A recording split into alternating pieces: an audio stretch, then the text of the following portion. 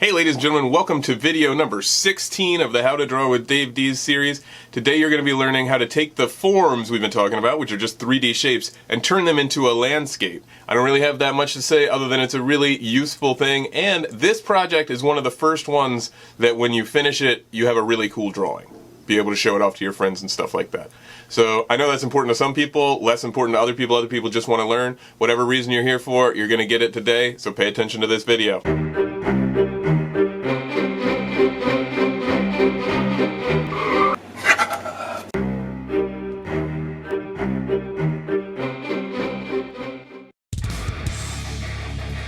Hey there, ladies and gentlemen. I am Dees here to teach you pretty much everything that I know about drawing. We started all the way back at How to Draw Lines a bunch of videos ago, if you remember that far back. And we worked our way through shapes, worked our way through shading and value, and now we're on to forms, which are 3D shapes. Started that out last video.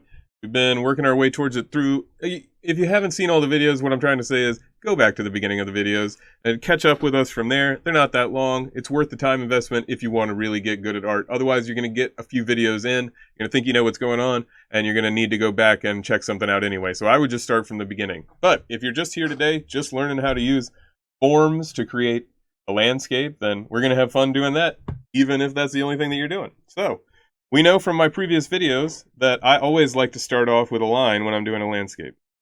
I draw it a little lower than usual today.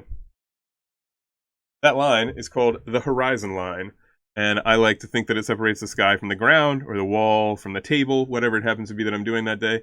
Today it's going to be the sky and the ground. Now I'm going to figure out what shapes that I want to use and turn them into forms. Well, what do I want my scene to be? I think I might do mountain back here. Start with just a triangle. You know better than that. We're not doing triangles. Triangle's a shape. What are we doing? We're doing forms. So what do I need? I'm going to draw all my little shapes first. All my little mountain shapes first, and then I'm going to work about making them 3D.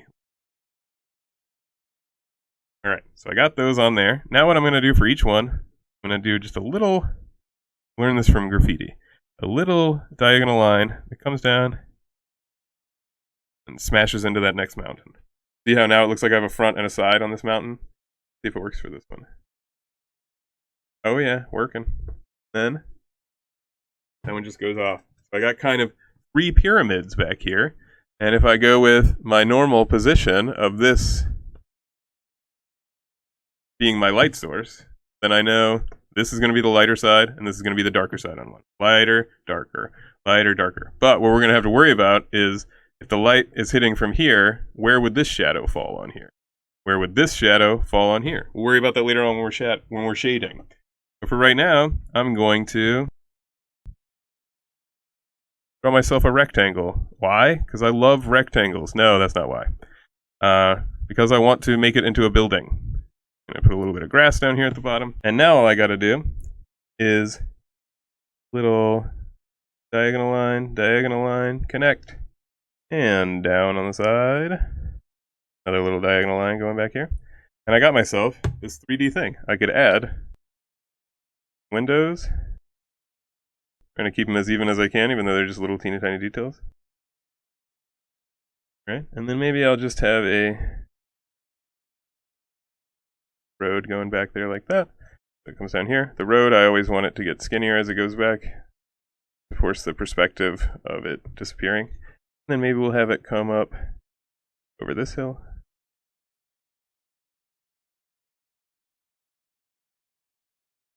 Then over that hill. Man, you need a real Jeep to drive on this road. Furious truck. And then you go up and around. So I'm thinking maybe one last thing that I could have over here. What could I have over here? Let's have a nice flat. Well, we haven't done any spheres. So let's do a sphere. And figure out what our sphere could be. It could be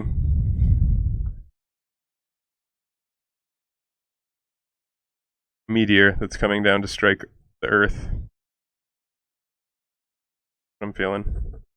Not like I want that to happen, but I'm just saying. First thing that popped into my head. Getting lighter and lighter as I shade around the sphere. Because you know, the reason that this is the first one that I'm shading is because Spheres are pretty much all shading. That's pretty much the whole drawing of a sphere is just the shading. Okay, so here comes this. And because it's off the ground, I'm going to make its shadow unconnected to it, and I'm going to make it a full circle. Or a full oval, I should say. I can still smudge the edges out a little bit. There we go. Now we got ourselves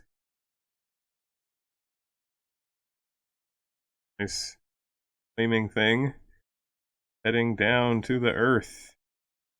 Not quite there yet, though. No big boom. So over here, we'd have a shadow coming out this way. And this would be the darkest part of the building.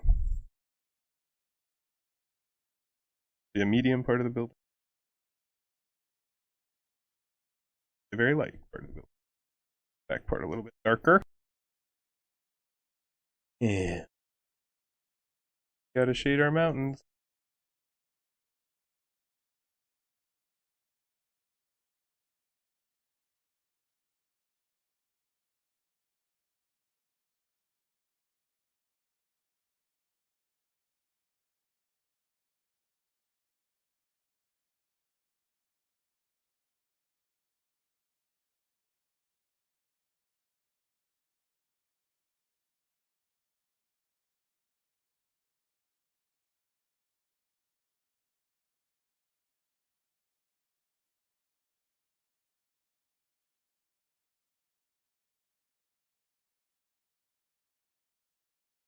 Alright, so ladies and gentlemen, I got all the way to the point where I shaded my road. I'm sure you can think of what I could do next. I could neaten up the shading on here. I could start adding in shadows coming down off of my mountains.